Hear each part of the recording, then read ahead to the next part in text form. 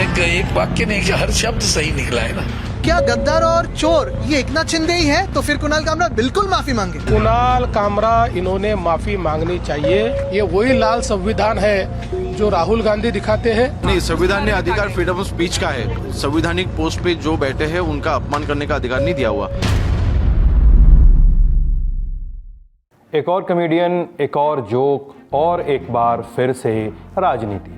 तब समय रैना की बारी थी, अब कुणाल कामरा। मुंबई के उस कॉमेडी क्लब में क्या हुआ था कि शिवसैनिक भीतर घुस आए, कार्रवाई की चेतावनी आई, क्लब बंद हो गया, बीएमसी हथौड़े लेकर घुस गई, भावनाएं आहत हुई तो मुकदमा लिख दिया गया।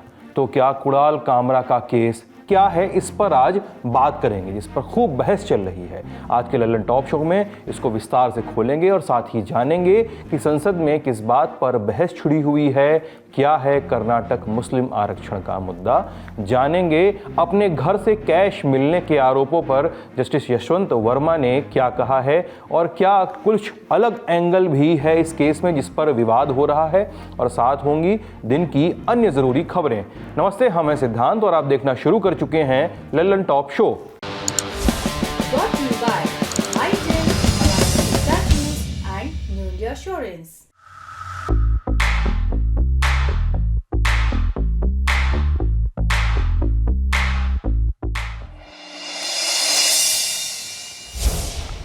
सबसे पहले बात कुणाल कामरा से जुड़ी हुई। सोमवार 24 मार्च को मुंबई के खार पुलिस थाने में कॉमेडियन कुणाल कामरा के खिलाफ एफआईआर लिखी गई। एफआईआर में धाराएं अशांति फैलाने और मानहानि करने की लगाई गई। लेकिन ऐसा किया क्यों गया? क्योंकि इस एफआईआर के एक दिन पहले यानी 23 मार्च को कुणाल कामरा का एक वीडियो वायरल हुआ। ये कुणाल का नया स्टैंड अप शो का वीडियो था।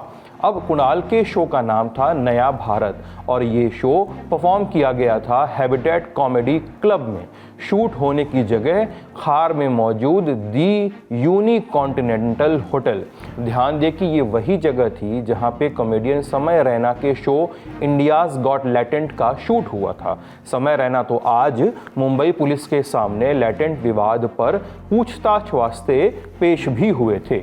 अब कामरा के विवाद पर वापस लौटें तो 45 मिनट लंबे शो का वीडियो कामरा ने अपने YouTube चैनल पर अपलोड कर दिया। वीडियो के कई हिस्से यत्र तत्र वायरल हुए और इस वीडियो को देखकर कुणाल के कंटेंट के बारे में कुछ बातें समझ में आती हैं। बिना नाम लिए कुणाल ने प्रधानमंत्री नरेंद्र मोदी पर व्यक्तिगत टिप्पणियां की हैं।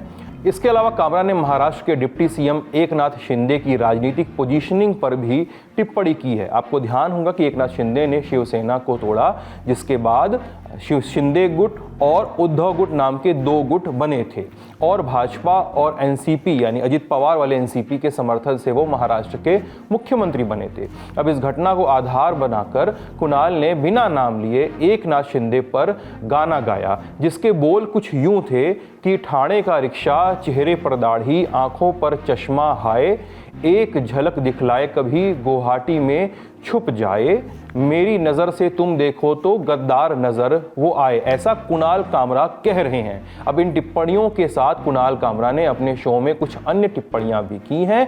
चार्ल्स एल्बर्ट टिंडले के गाने वी शैल ओवरकम के हिंदी वर्जन हम होंगे कामयाब की पैरोडी भी गाई, जिसके बोल थे हम होंगे कंगाल। कुणाल के इस वीडियो के तमाम हिस्से जब वायरल हुए तो राजनीति की शुरुआत हुई। शिवसेना के सदस्यों ने विरोध शुरू किया। शिव सैनिकों ने सबसे पहले दी यूनिकॉन्टिनेंटल में धावा बोला। खबरों के मुताबिक शिव सैनिकों ने वहां उस वक्त चल रहे एक अन्य शो को बीच में रुकवा दिया और फिर शुरू हुई हिंसा। जो इन्होंने महाराष्ट्र की इलेक्शन से किया है ना भाई साहब, बोलना पड़ेगा। यहाँ पे इन्होंने पहले क्या किया, शिवसेना बीजेपी से बाहर आ गई, फिर शिवसेना से बाहर आ गई। कुणाल का ये वीडियो अलग अलग हिस्सों में वायरल हुआ तो राजनीति की शुरुआत हुई। शिवसेना के कार्यकर्ताओं ने विरोध शुरू किया। शिव सैनिकों ने 23 मार्च को सबसे पहले दी यूनिकॉन्टिनेंटल होटल में धावा बोला। खबरों के मुताबिक वहां पे एक शो चल रहा था, शिव सैनिकों ने उसे बीच में रुकवा दिया। फिर विरोध का हिंसक स्वरूप सामने आया। शिवसेना के लोगों ने दी यूनिकॉन्टिनेंटल में तोड़फोड़ की और ये दृश्य सामने आए।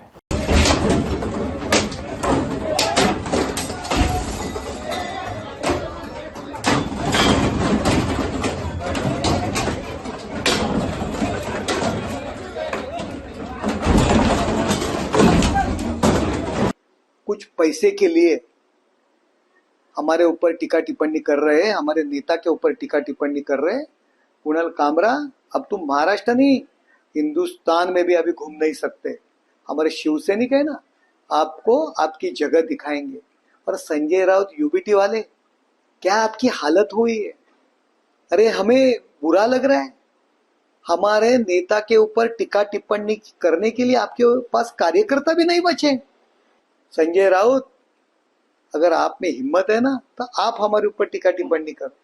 ये क्या भाड़ोत्री लोग, आप हमारे ऊपर टीका टिप्पणी करने के लिए पैसा देके आप इस्तेमाल कर रहे हैं। कुणाल कामरा ने जिस तरीके से महाराष्ट्र के उप मुख्यमंत्री और शिवसेना के मुख्य नेते श्री एकनाथ जी शिंदे के ऊपर घटिया टिप्पणी की है, एक बहुत ही घटिया पैरोडी बनाकर व्यंग के नाम पर, वह कुछ नहीं, उबाठा जैसी पार्टी के एजेंडा को आगे बढ़ाने का कार्यक्रम। गद्दार कोई तंज नहीं है, कोई मजाक नहीं है, कोई चुटकुला नहीं है।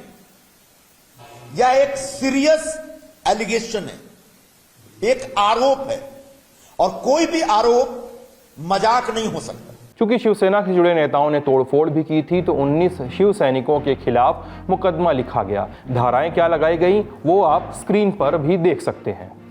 विरोध इसके बाद भी शांत नहीं हुआ। 24 मार्च को खार पुलिस स्टेशन में स्वतः संज्ञान के तहत कुणाल कामरा के खिलाफ मुकदमा लिखा गया, जिसकी डिटेल्स अभी हमने आपको दी है।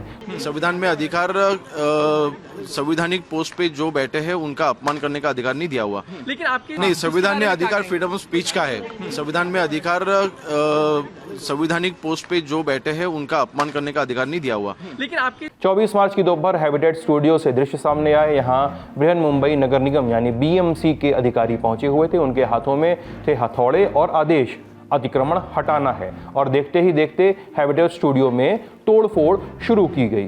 सूत्रों ने बताया कि स्टूडियो 2 होटलों के बीच अतिक्रमण वाली जगह पर बनाया गया है, इस वजह से उस पर कार्रवाई की जा रही है। इन तमाम कार्रवाइयों के दरमियान आए बयान विपक्ष ने शिवसेना कार्यकर्ताओं की तोड़फोड़ वाली कार्रवाई पर सवाल उठाए। कुछ ने कॉमेडी को लाइटली लेने की सलाह दी तो पूर्व मुख्यमंत्री उद्धव ठाकरे ने कहा कि एकनाथ शिंदे को गद्दार कहकर कामरा ने कोई गलती नहीं की है। वंदनीय हिंदू हृदय सम्राट शिवसेना प्रमुख बालासाहेब ठाकरे जी के शिवसैनिक है, और बालासाहेब ठाकरे जी एक विश्वविख्यात कार्टूनिस्ट थे। उन्होंने उस वक्त तो पंडित नेहरू जी से लेकर सभी के कैरिकेचर्स निकाली हुई है। तो ये टीका टिप्पणी, हास्य विनोद, उसको स्वीकृत करने की बड़ा दिल लगता है उसके लिए। जो कुछ उसने कविता में कहा वो तो राजनीतिक विपक्ष दलों के हर नेता मंच पर कह रहे हैं ना। उसने कुछ अलग नहीं कहा, उसने कविता के रूप में कहा। इतनी क्यों लगती है बात? सच्चाई उसने कही, उसमें एक वाक्य नहीं, हर शब्द सही निकला है ना, तो बुरा क्यों लग रहा है? बुरा क्यों लगे? बुरा लग रहा होगा तो कानून व्यवस्था रखने की जिम्मेदारी किसकी है? जाओ पुलिस को करो कंप्लेंट, भाई हमें बुरा लगा। वो तो प्रधानमंत्री ने सिखाया है ना, उनके खिलाफ एक शब्द बोलो तो इमीडिएटली देशद्रोह हो जाता है। इस देश में जनतंत्र है कि नहीं? कुणाल कामरा ने, मुझे नहीं लगता कुछ गलत कहा है। गद्दारों को गद्दार करना ये किसी पर हमला करने की बात नहीं है। जो गद्दार है वो गद्दार है।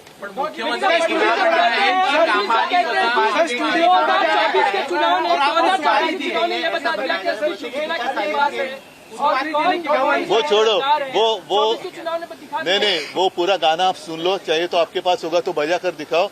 उसी गाने का जो अर्थ है वही तो है।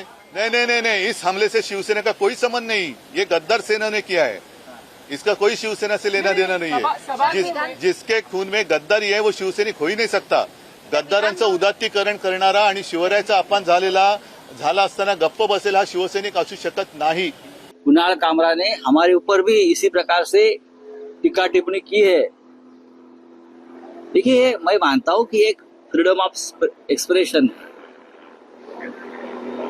अगर व्यक्तिगत तौर पर टीका नहीं की है तो टीका को स्वीकार करना चाहिए।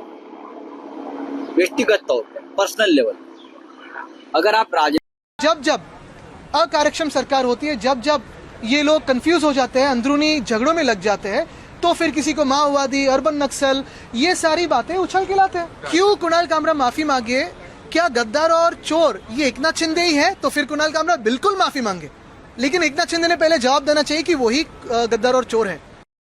अब सत्ता पक्ष का पलटवार आया। नेताओं ने कहा कि एकनाथ शिंदे पर टिप्पणी से शिवसैनिकों को गुस्सा आया। मुख्यमंत्री देवेंद्र फडणवीस ने कहा कि कॉमेडी की हद होनी चाहिए, कामरा माफी मांगे। It's very clear based on the language that they have used that they are not comedians but they are paid agents. Kunal Kamra इन्होंने माफी मांगनी चाहिए।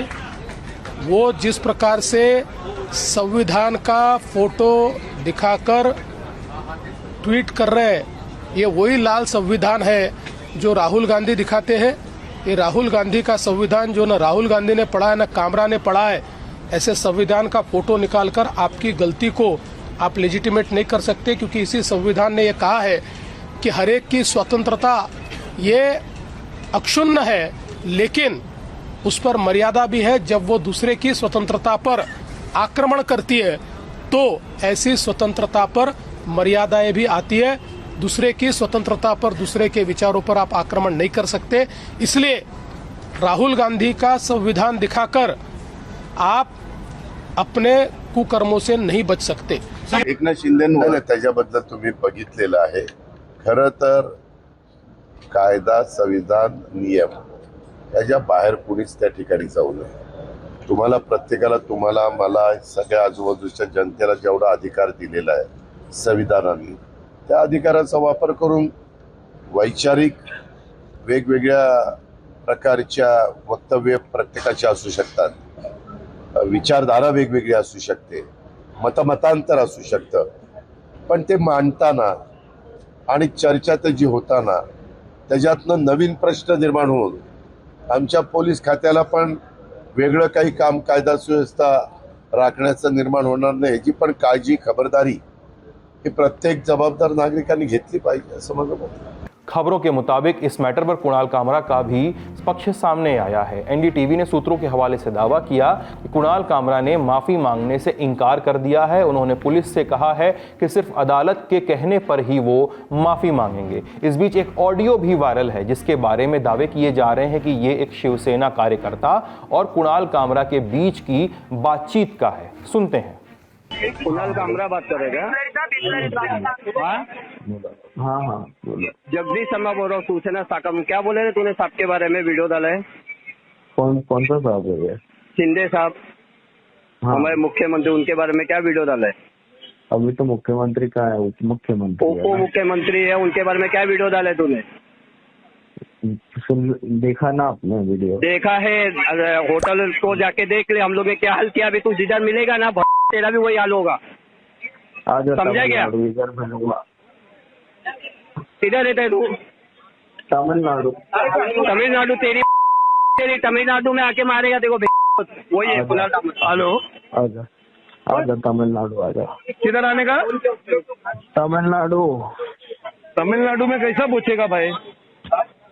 कुणाल कामरा तमिलनाडु में कैसा पूछेगा बोलते हैं? बात कर, एक मिनट हमारे सर से बात करना।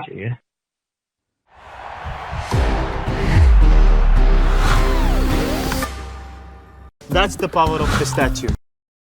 ये तो पूरा मामला हो गया। आप जानते हैं कुणाल कामरा कौन है। साल 1988 में मुंबई में जन्म हुआ, पढ़ाई लिखाई भी वहीं हुई।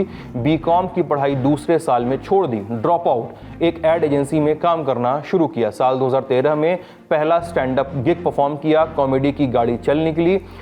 साल 2014 में देश में नरेंद्र मोदी की सरकार बनी। इसके बाद कुणाल कामरा ने अपनी कॉमेडी को राजनीतिक दिशा दी, उन चीज़ों पर टिप्पणी शुरू की जो मोदी सरकार और भाजपा के लिए एक सेंसिटिव मुद्दा रही आई थी। इसी क्रम में कुणाल ने अपने यूट्यूब चैनल पर एक शो शट अप या कुणाल शुरू किया, जिसमें वो तमाम लोगों से बात करते थे। फिर उस बातचीत को एक ह्यूमरस एडिट के साथ चैनल पर अपलोड कर दिया जाता था। अपने कंटेंट में उन्होंने राष्ट्रवाद, नोटबंदी और सरकार की की अन्य नीतियों पर कमेंट किए। ऐसे में उनका राजनीतिक झुकाव भी साफ होने लगा। वो कई मौकों पर भाजपा के खिलाफ और कांग्रेस के साथ दिखे। राजनीतिक झुकाव तब और साफ हुआ जब साल 2023 में भारत जोड़ो यात्रा के वक्त कुणाल कामरा की राहुल गांधी के साथ तस्वीर वायरल हुई। कुणाल कामरा के साथ विवाद भी जुड़े रहे हैं। साल 2020 में इंडिगो एयरलाइंस और स्पाइस जेट ने कुणाल कामरा को कुछ समय के लिए बैन कर दिया था। कामरा पर आरोप था कि उन्होंने इंडिगो की फ्लाइट में एक न्यूज रीडर को परेशान किया था। वो फ्लाइट के अंदर उक्त न्यूज रीडर से उनके शो से जुड़े सवाल कर रहे थे। इसका वीडियो भी कामरा ने सोशल मीडिया पर शेयर किया था। इस घटना के बाद एयरलाइंस ने कुछ समय के लिए उन्हें बैन कर दिया था। मई 2020 में भी कामरा एक विवाद में घिरे थे। तब उन्होंने जर्मनी की अपनी यात्रा के दौरान प्रधानमंत्री नरेंद्र मोदी के लिए गाते हुए 7 साल के लड़के का एक एडिटेड वीडियो शेयर किया था। क्लिप में लड़के की ओर से गाए गए गीत हैं हे जन्मभूमि भारत, और उसको 2010 की फिल्म पीपली लाइव के प्रसिद्ध गीत महंगाई डायन खाए जात है से बदल दिया गया था। लड़के के पिता गणेश पोल ने कामरा को बुलाया और उनसे अपने बच्चे को उनकी गंदी राजनीति से दूर रखने के लिए कहा था।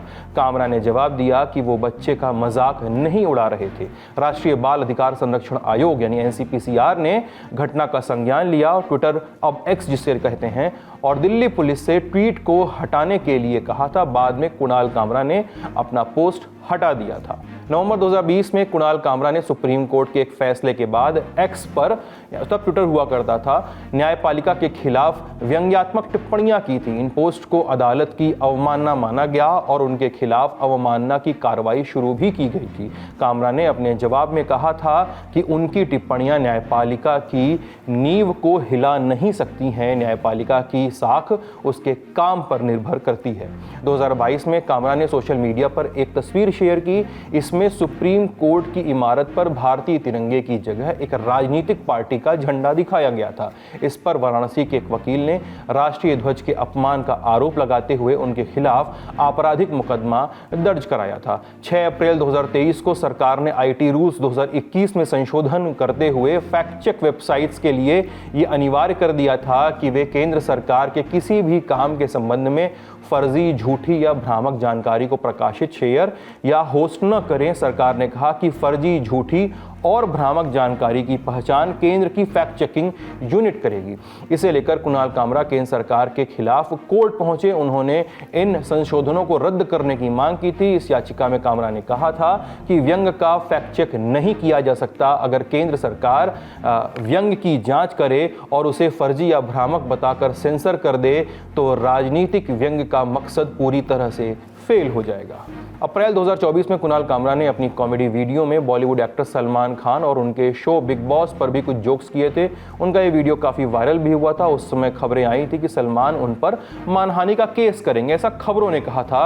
वहीं कामरा ने कहा कि मैं कोई उड़ता हुआ पक्षी या फुटपाथ नहीं हूँ और अब मैं अपने चुटकुलों के लिए माफ़ी नहीं मांगता। इसके अलावा ओला और जोमेटो के संस्थापकों से उनकी सोशल मीडिया पर भी जो लड़ाई हुई वो भी चर्चा का विषय रही है। और अब आया है ये विवाद, हालिया विवाद। इस खबर पर हमारी अभी नजर बनी रहेगी। अब चलते हैं सुर्खियों की ओर। विदेश यात्रा का आनंद अब परेशानी मुक्त।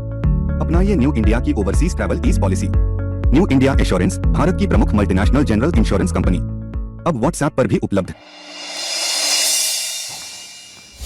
पहली सुर्खी में बात जस्टिस यशवंत वर्मा केस पर, और उसके पहले देखिए ये video. Judges, we must record that there are only few who are polluting this flow of judicial river, and thus demand for strict action in accordance with general law of this country by withdrawing all the। ये है Allahabad high court के वकील और वहां के bar association के सदस्य। वो देश के मुख्य न्यायाधीश संजीव खन्ना से आग्रह कर रहे हैं कि जस्टिस वर्मा को इलाहाबाद हाईकोर्ट न भेजा जाए। आपको मालूम ही है कि दिल्ली हाईकोर्ट के जज रहे जस्टिस वर्मा के घर में आग लगी और खबरें आई कि आग में 15 करोड़ रुपए कैश बरामद हुए। इसके बाद 20 मार्च को सुप्रीम कोर्ट कॉलेजियम की बैठक हुई और निर्णय लिया गया कि जस्टिस वर्मा को इलाहाबाद हाईकोर्ट वापस भेज दिया जाए। बता दें कि साल 2021 में जस्टिस वर्मा को इलाहाबाद हाईकोर्ट से ही दिल्ली हाईकोर्ट ट्रांसफर किया गया था।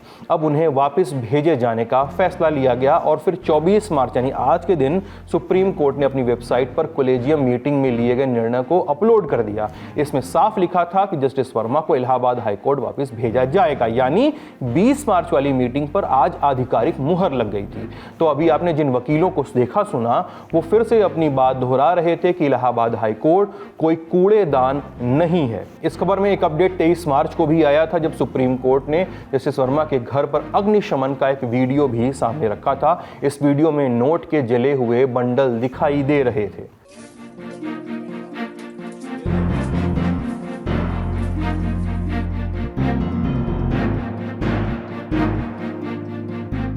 हमने आपको 21 मार्च के ललन टॉप शो में बताया था कि इस पूरे मामले की तहकीकात के लिए सीजीआई खन्ना ने एक इंटरनल जांच का आदेश दिया है, जिसकी तामील कर रहे हैं दिल्ली हाई कोर्ट के chief justice Devendra Kumar Upadhyay, DK Upadhyay.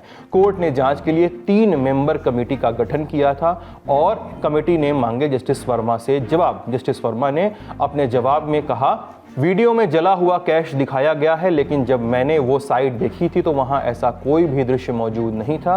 अगर कैश मिला तो मेरी बेटी, मेरे स्टाफ और मेरे पर्सनल सेक्रेटरी किसी को भी वो नहीं दिखाया गया। जब उन्होंने स्टोर रूम देखा तो वहां कोई जली हुई करेंसी भी नहीं थी। पुलिस जब मेरे घर से गई तो उन्होंने किसी कैश रिकवरी के बारे में कोई सूचना नहीं दी थी। मैंने या मेरे घर वालों ने घर के बाहर मौजूद स्टोर रूम में कोई कैश नहीं रखा था। ये बात ही बहुत आश्चर्य में डालने वाली है कि कोई व्यक्ति घर के बाहर और खुले में ऐसी जगह कैश रखेगा जहां सभी लोग बेहद आसानी से आ जा सकेंगे। मेरी उम्मीद थी कि मेरी मानहानि करने के पहले मीडिया ने अपने स्तर पर कोई जांच की होती। ये तो जस्टिस वर्मा का बयान हो गया, लेकिन बहस बड़ी हो गई है। एक और एंगल सामने आया है। एंगल खुलता है एक आर्टिकल से। इसे लिखा है बार एंड बेंच के एसोसिएट एडिटर सोफी एहसान ने। उन्होंने कुछ अनसुलझे सवालों को सामने रखा है। कहा है कि आग लगने के अगले दिन 15 मार्च को जस्टिस वर्मा के रेजिडेंस से अधजली चीजें और कूड़ा हटाया गया। ऐसा किसके कहने पर किया गया और वो अधजली चीजें अब कहां पे मौजूद हैं? अगर कमरे में संदेहास्पद बरामदगी हुई थी तो रूम को सील क्यों नहीं किया गया था? घटना के बाद जस्टिस वर्मा या उनके परिजनों या उनके स्टाफ को अधजली या बरामद करेंसी क्यों नहीं दिखाई गई? दिल्ली हाई कोर्ट के रजिस्ट्रार कम सेक्रेटरी ने कहा कि वो 15 मार्च को रात 9:10 पर उस कमरे में गए थे। उन्होंने अपनी रिपोर्ट में जली हुई चीजों का वर्णन किया था, लेकिन किसी करेंसी के बारे में कुछ नहीं कहा। ऐसा क्यों? Delhi High court chief justice के सचिव भी 15 मार्च को उस कमरे में गए थे। उन्होंने वहां जली हुई चीजें देखी। अंदर अंधेरा था, दीवारों पर क्रैक्स थे। वो कमरे में 8 से 10 मिनट तक रहे थे। उन्होंने अपनी रिपोर्ट में जली अधजली चीजों का वर्णन किया, लेकिन नोटों का जिक्र क्यों नहीं किया?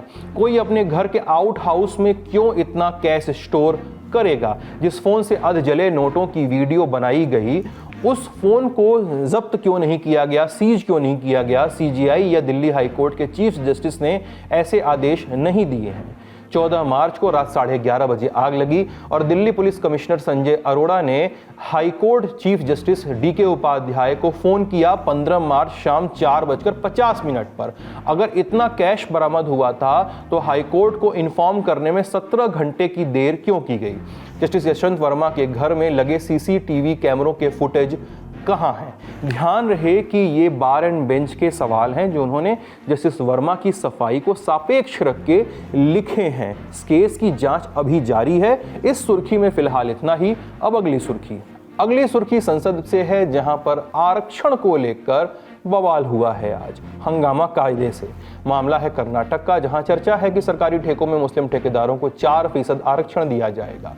इसे लेकर बीजेपी ने कांग्रेस को निशाने पर लिया है। आज लोकसभा में संसदीय कार्य मंत्री किरेन रिजिजू ने कर्नाटक के मुस्लिम आरक्षण को मुद्दा बनाया। मांग हुई कि कर्नाटक के डिप्टी सीएम डीके शिवकुमार को पद से हटाया जाए। सुन ले, आप सुन ले, भारत के संविधान में धर्म के नाम से कोई रिजर्वेशन नहीं हो सकता है। आज कांग्रेस पार्टी का संवैधानिक पद पर बैठ करके वरिष्ठ नेता जब बोलता है कि संविधान को बदलाया जाएगा मुसलमानों को रिजर्वेशन देने के लिए, ये हम मंजूर नहीं हो सकता है। मैं कांग्रेस पार्टी से कहना चाहता हूँ, आप अपना पोजीशन क्लियर करो। अगर आप मानते हैं, अगर आप बाबा साहब अम्बेडकर का संविधान को मानते हैं, तो आपके वो संवैधानिक पद पर बैठ करके जो आज ये बयान दिया है उसको तुरंत बर्खास्त करो और अपना पद को उसको छीन लो उससे, नहीं तो आप नाटक मत करो। आप वहां कहते हो कि मुसलमानों को रिजर्वेशन देंगे और यहाँ बाबा साहब का फोटो लेकर के आप नाटक करते हो। कांग्रेस पार्टी बाबा साहब का नाम को लेकर के संविधान किताब को जेब में हाथ में लेकर के नाटक करते हो। मैं उसका निंदा करता हूँ और स्पष्ट करना चाहता हूँ, उसको हमारी मांग है कि उस संवैधानिक पद पर जो बैठा है उसको तुरंत बर्खास्त करे। संसदीय कार्य मंत्री ने नेता विपक्ष राहुल गांधी का नाम लिए बिना उन्हें सवालों के घेरे में लिया। हाथ में संविधान की कॉपी से लेकर नीले रंग की टी शर्ट पर तंज कसा विपक्ष की ओर से शोर हुआ। दूसरी तरफ राज्यसभा में भी गर्माहट बढ़ी। यहां पर भी संसदीय कार्य मंत्री किरेन रिजिजू की बहस हुई। सामने थे नेता प्रतिपक्ष मल्लिकार्जुन खड़गे। सत्ता पक्ष की ओर से कांग्रेस पर संविधान से छेड़छाड़ के आरोप लगे। These people, they are talking about constitution, they are carrying the photograph of Baba Saheb Ambedkar, but their people officially makes a statement to change the constitution of India. I want the Congress president who is sitting here in the house to make very specifically clear about the Congress party's position. How and in what manner you want to change the constitution of India to provide reservation to Muslim community? I want clear-cut reply and position from the Congress party president who is leader of the house in the Rajya Sabha. संसदीय कार्य मंत्री के आरोपों पर विपक्ष की ओर से जवाब आता उसके पहले ही नेता सदन जेपी नड्डा बोलने के लिए कुर्सी से खड़े हुए। कर्नाटक के डिप्टी सीएम डीके शिवकुमार का नाम उछला और फिर वही आरोप दोहराए गए जो थोड़ी देर पहले संसदीय कार्य मंत्री ने लगाए थे। डिप्टी चीफ मिनिस्टर ने स्टेटमेंट दिया है हाउस में कि जरूरत पड़ेगी तो हम संविधान को भी बदलेंगे। This is a very serious matter और ये लोग बड़े संविधान के रक्षक बनते हैं और ये लोग संविधान की रक्षा करने की बात सारे देश को बताते हैं, ढोल पीटते हैं, वो संविधान की धज्जियां उड़ाते हैं। ये इसके लिए हम रोक करते हैं। But I want that such laws and rules should be withdrawn and discussion should take place and Congress party president and the leader of the opposition should answer this question. इन आरोपों पर जवाब दिया नेता विपक्ष मल्लिकार्जुन खड़गे ने। मैं यही कहूंगा, कौन सा वो आदमी जिनको कहा देश का संविधान बदलने वाले हैं। देश का संविधान जो डॉक्टर बाबा साहब अम्बेडकर ने बनाया वो कोई बदल नहीं सकता। रिजर्वेशन की कोई खत्म नहीं कर सकता और उसकी रक्षा के लिए हम कन्याकुमारी से कश्मीर तक हमने पूरा भारत जोड़ो यात्रा की। ये भारत तोड़ो करने वाले ये सब रिजर्वेशन के धक्के उठाने वाले लोग। हंगामे के बीच कार्रवाई स्थगित हुई। 11:30 बजे उपराष्ट्रपति और राज्यसभा के पदेन सभापति जगदीप धनखड़ ने नेता सदन और नेता विपक्ष के साथ मुलाकात की। इस मीटिंग में जस्टिस यशवंत वर्मा के आवास पर मिले नोट का मामला उठा। माना जा रहा है कि इसमें नेशनल जुडिशियल अपॉइंटमेंट कमीशन यानी NJAC पर भी बात हुई। NJAC का बिल संसद से पारित हुआ। देश की आधी विधानसभाओं ने इस बिल को मंजूरी भी दी। राष्ट्रपति ने भी इस पर हस्ताक्षर कर दिए थे, लेकिन बाद में सुप्रीम कोर्ट ने इसे खारिज कर दिया था। NJAC पर जगदीप धनखड़ ने कहा कि अगर कानून बन जाता तो वर्तमान में जजों की नियुक्ति इसी कानून के हिसाब से होती। ऐसे में जस्टिस यशवंत वर्मा के घर पर मिले नोटों के ढेर जैसा कांड नहीं होता। ध्यान दें कि अभी देश में जजों की नियुक्ति जो है वो कोलेजियम के आधार पर होती है। कोलेजियम यानी सुप्रीम कोर्ट के शीर्ष 5 जजों का समूह जो मीटिंग करता है, उसके बाद मीटिंग के मिनट्स और रिजोल्यूशन सामने आते हैं और नियुक्ति और ट्रांसफर की प्रक्रिया होती है। बहरहाल इस मीटिंग के बाद 2 बजे राज्यसभा की कार्रवाई को फिर से शुरू किया गया और फिर से वही दृश्य। विपक्ष ने कहा कि जस्टिस यशवंत वर्मा के आवास पर मिले नोट का मामला दबाने के लिए सत्ता पक्ष की ओर से संविधान का मुद्दा उठाया जा रहा है। देखिए साहब जी, एक जज जिसके घर में पैसे मिले और उसका चिंदी चिंदी इस विषय पर आप बोल चुके हैं माननीय उस बात को प्लीज बोल चुके हैं उस बात को नहीं, सप्रेस इस पर करने के नहीं, लिए no, no, please. और ये संविधान की बात लाए हैं। ये सब nothing is going on record no. Mallikarjun खड़गे के आरोपों पर जेपी नड्डा जैसे ही बोलने के लिए उठे, हंगामा होने लगा, जिस पर जेपी नड्डा की ओर से भी विपक्ष को कहा गया कि अगर आप ऐसा करेंगे तो मैं भी अपने सांसदों को बदले में ऐसा ही बर्ताव करने के लिए कह दूंगा। ये अच्छा तरीका है, ये अच्छा तरीका, इनको बोलूं मैं, आग्रह करूंगा go back and sit. Congress सत्ता से बाहर रहकर इतनी छटपटा गई है, इतनी बौखला गई है कि ये अपना विवेक भी खो बैठे हैं। इसके अलावा संसद की गतिविधियों को और विस्तार में जानना चाहें तो देखें हमारा पार्लियामेंट्री अफेयर्स बुलेटिन संसद में आज का एपिसोड। अब अगली सुर्खी में बात लोकसभा में नेता विपक्ष राहुल गांधी से जुड़ी हुई। कांग्रेस के वरिष्ठ नेता और लोकसभा में नेता प्रतिपक्ष राहुल सोमवार को इंडिया गठबंधन के छात्र संगठनों के प्रदर्शन में शामिल होने दिल्ली के जंतर मंतर पहुंचे। उन्होंने वहां छात्रों को संबोधित करते हुए राष्ट्रीय स्वयंसेवक संघ यानी आरएसएस पर निशाना साधा। कहा कि आज हिंदुस्तान की सभी केंद्रीय यूनिवर्सिटीज़ में आरएसएस के वाइस चांसलर हैं। बहुत जल्द राज्यों की यूनिवर्सिटीज़ में भी वाइस चांसलर आरएसएस के ही होंगे। अगर सिस्टम इनके हाथ में गया तो सब खत्म हो जाएगा, ऐसा राहुल ने कहा। एक संगठन हिंदुस्तान का जो भविष्य है, हिंदुस्तान का जो फ्यूचर है, हिंदुस्तान का एजुकेशन सिस्टम है, उसको खत्म करने में लगा है। उस इंस्टीट्यूशन, उस संगठन का नाम आरएसएस है कि आज हिंदुस्तान की यूनिवर्सिटीज के सारे वाइस चांसलर आरएसएस नॉमिनेटेड है और आने वाले समय में स्टेट यूनिवर्सिटीज के वाइस चांसलर आरएसएस के नॉमिनेशन से बनेंगे। ये देश के लिए खतरनाक है और इसे हमें रोकना है। आज के ललन टॉप शो यहीं तक। अपना ख्याल रखिएगा, स्वस्थ रहिए, मस्त रहिए, देखते रहिए ललन टॉप। बहुत बहुत शुक्रिया।